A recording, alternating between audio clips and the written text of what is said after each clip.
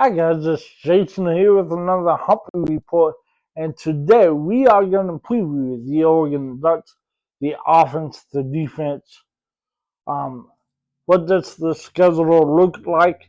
And Oregon going into the Big Ten, what does that entail? Oregon coming off of a 12-2 season, hey, 12-0 versus everybody not named Washington.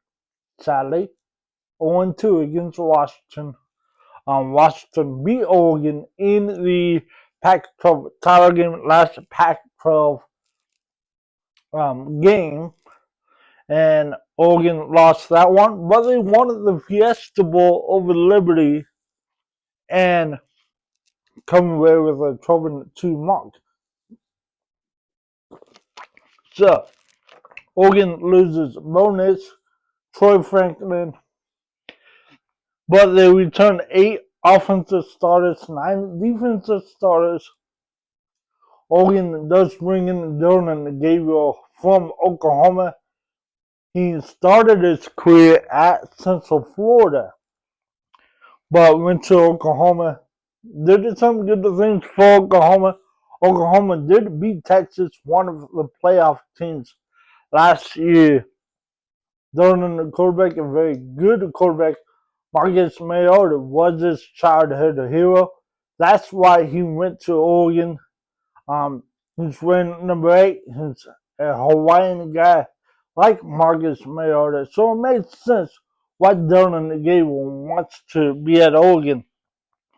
So who's his target? Who is he going to throw to? Well, Oregon has Evan Stewart, a Texas A&M transfer.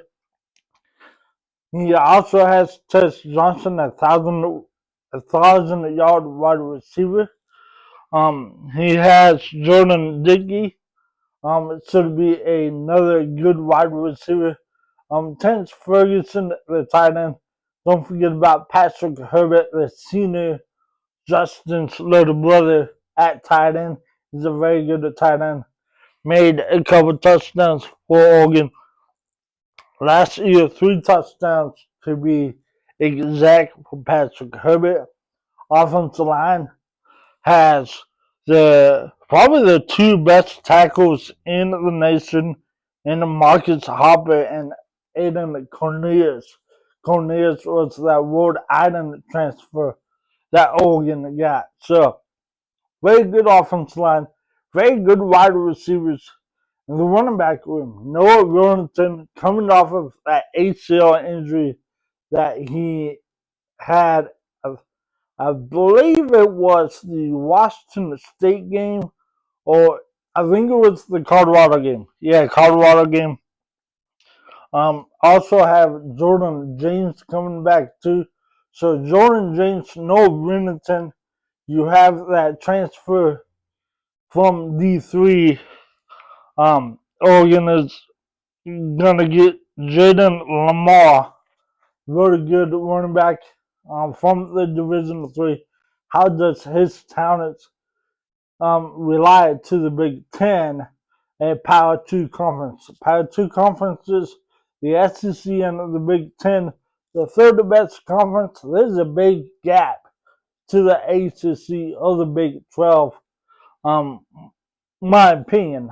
It's my opinion. It's my opinion. So, what about defense? Hey, you're going to score a lot of points.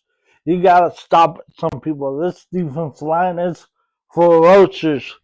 Um, Jordan, Jordan Bush, Jake Harmon, you got Cowell, you got Tootie.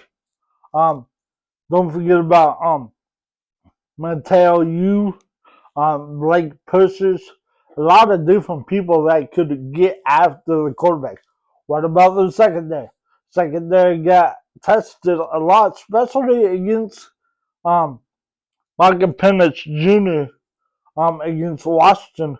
Other than that, that secondary pretty much held every other quarterback in the check last year. We got Jabal Muhammad from that school from Washington, from that school from Seattle. Um, got Terrence Johnson, got Kobe Savage, the Kansas State transfer. Um, so the defense should be good. The offense should be good, and it should be a very good um Oregon team.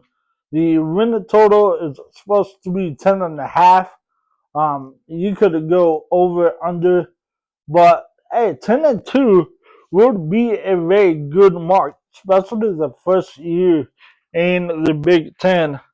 The schedule sets up nicely. You got a very easy non-conference schedule with Idaho, Boise State, and at Oregon State.